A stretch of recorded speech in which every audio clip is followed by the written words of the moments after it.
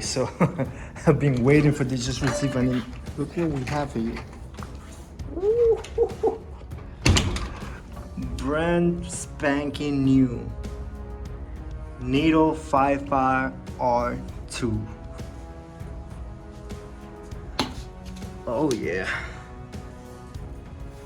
Hey guys, good morning to all of you. Today we have a very exciting video, and you know, this is gonna be all in preparation to what's gonna really happen tomorrow. Today's Friday, so we're gonna get the tires on the Cobra installed, and then we should be good for tomorrow, the rolling event on Palm Beach International Raceway. So it should be very exciting.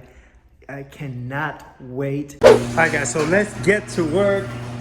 Yeah, this is like my beach setup right here. These are the tires going into the Terminator, and yeah man, excited. It's still on the wrapper, and I gotta find scissors somewhere around this mess. So here's the Terminator.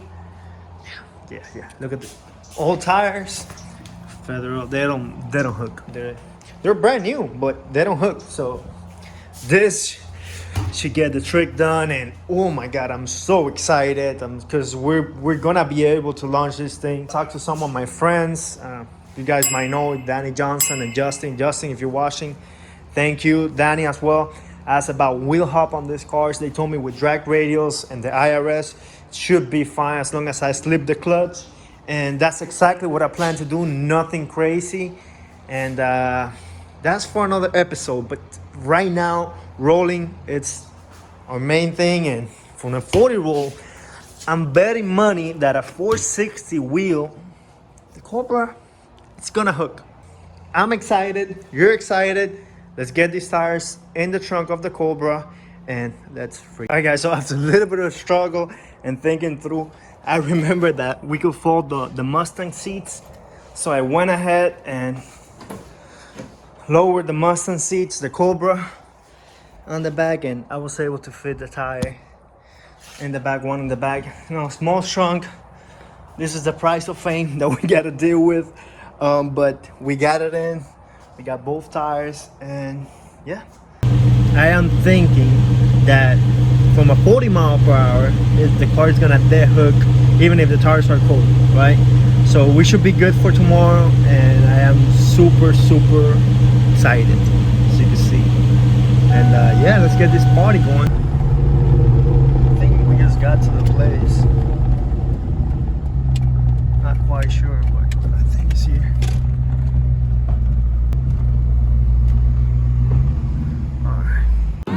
Much later. I just installed the needles.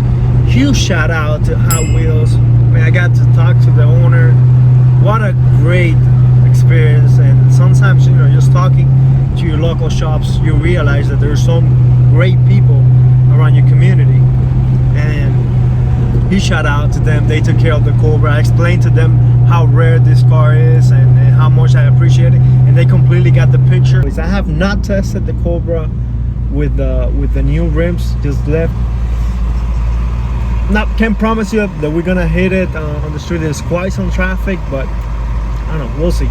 A little later. Alright guys, we're gonna try from 40.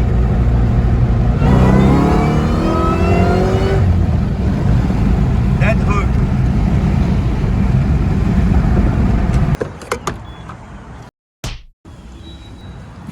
It looks so good.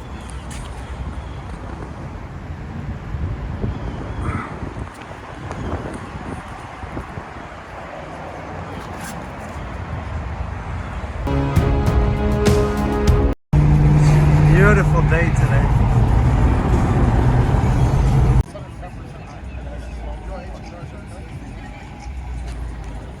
Here we have the Terminator.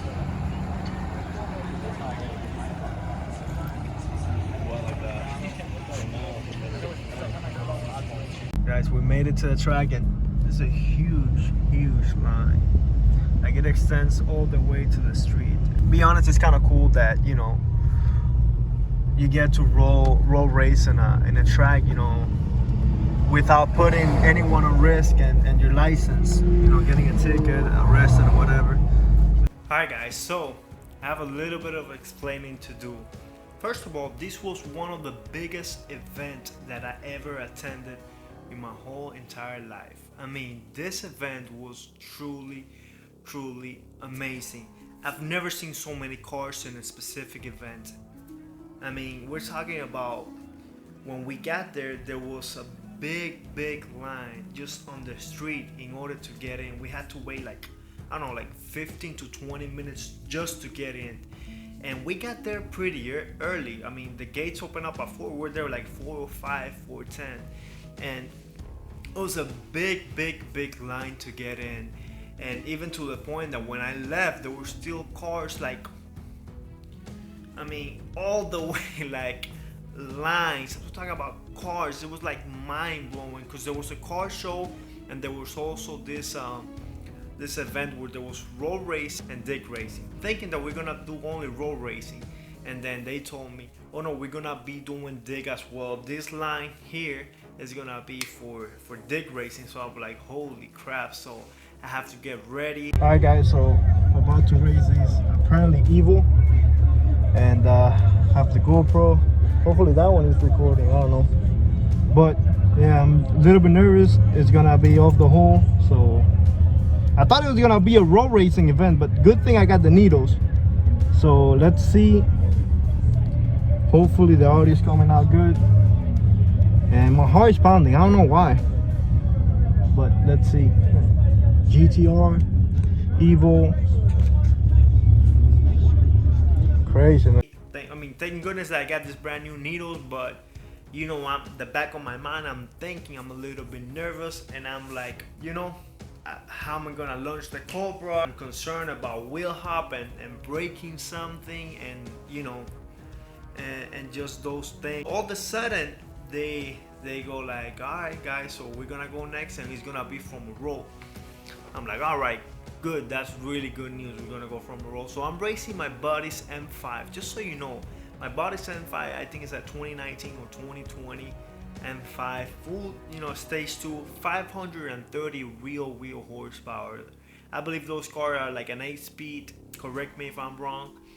Really fast shifting automatic, really fast car. It also put down 646 foot-pounds of torque. So I mean, by no means this is slouch. This car is a slouch. I mean, it's a 4,500 pound car, but it's really remarkable how fast it is. And don't let it sleep that it's a V8 twin turbo. So yeah, it's quick. So we get on it. So we go for a 40 roll. Keep in mind, temperatures are a little bit on the cold side, like high 40s. Needles are cold, the track is cold, so I get on and I'm 40 miles, and the car just bam, spun.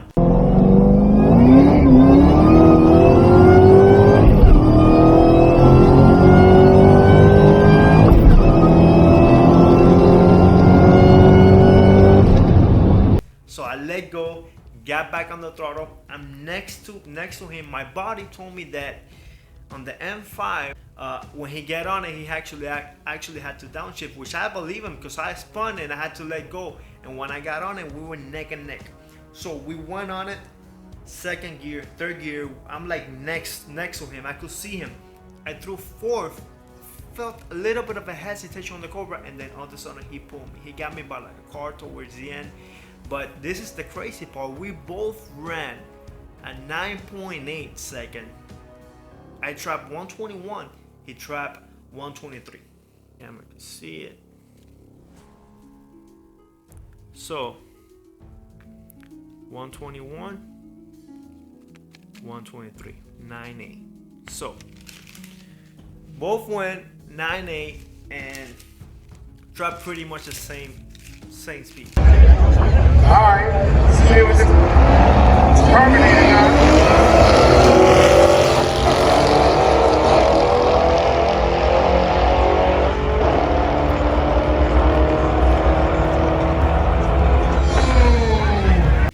So we go back and we say, all right, let's run it again. But this time we're gonna be doing a dig. So I'm like, oh, all right. So now we're gonna be doing a dig. Crazy. Whatever. There's no water to do like proper, you know, like a burnout. But not only that, we basically went from waiting like 2 hours to race our first time to going like 20 minutes. So the Cobra didn't really have that much cooldown time. So get on it. I pretty much cleaned the tire.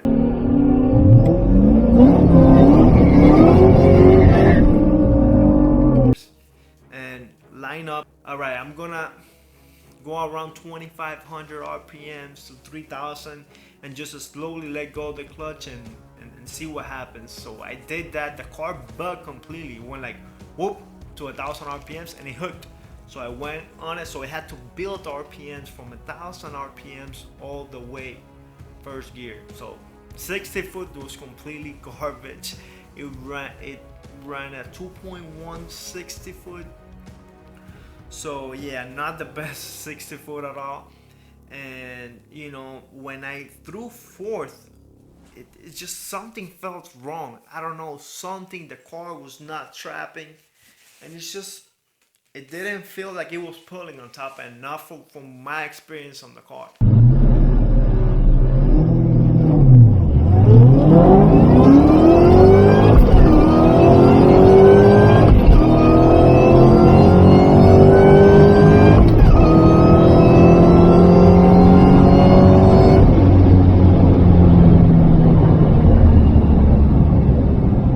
So I got on, I went back, I go around the curve, and my friend Will, it's actually apologized. He's like, dude, I took the jump.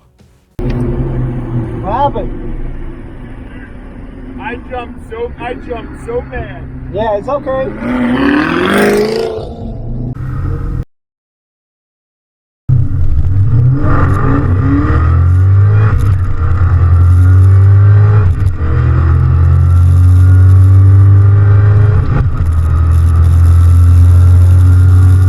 And I was like, man, whatever, you know, it's okay, you know, I don't care about that.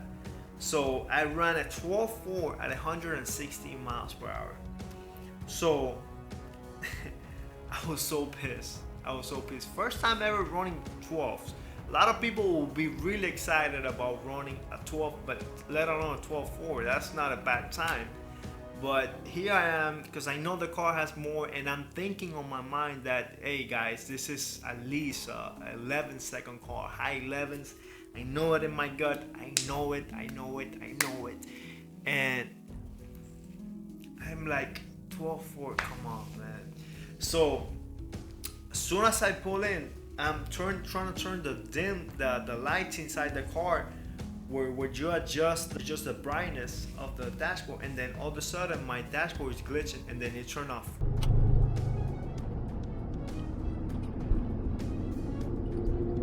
Completely. And I go back and it turns off, and I'm like, holy crap, my alternator is going bad. So call my wife, I'm like, all right, it's time, we have to go home. There's no way, we have to go home. We have electrical problems on the car, so I'm concerned. Get home. The event was on Saturday. So Sunday, I woke up, I went to check the car, turn it on, make sure the alternator was doing actually fine. And then I went to check, and I noticed that the intercooler pump is not working after like 5 minutes. Normally this would take around a few seconds right after you turn off the car. At about 15 to 20 seconds, you see water start to moving. So what was happening was that the car was heat soaking, man. It was heat soaking on the top end. The water was not moving.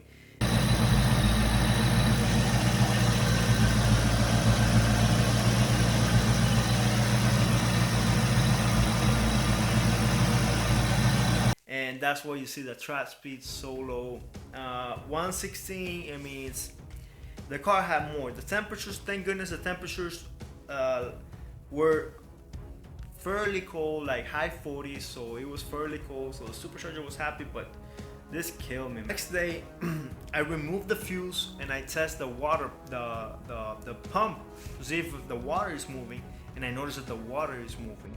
Pump is actually working, so I put the fuse back, and all of a sudden it's working. So I'm like, Wow. When I launched the car, it was not happy, it moved or something, but my intercooler pump, as you can see on the previous video, it was not working. I let the car sit around for quite some time, and usually it only takes around 15 seconds or so after I turn on the car and this pump will start running, and it was not running. That's why my theory that the car was not trapping yesterday at all is because this thing was not working, but apparently it was just the relay that it moved. When I put it back, now it is working. I'm pretty sure that the car was heat soaked yesterday. Car seems to be fine.